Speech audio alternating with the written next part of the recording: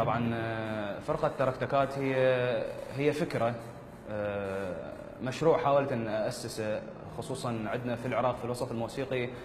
حاولت أن أسس فكرة غريبة، حاولت أنه أسوي فرقة إيقاعات عراقية فقط.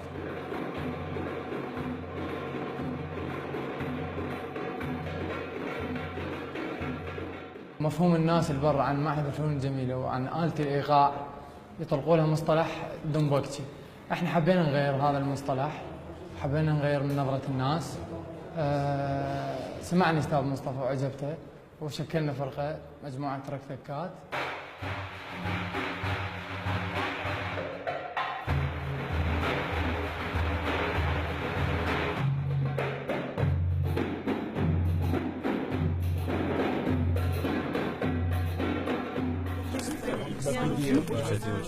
كل العراق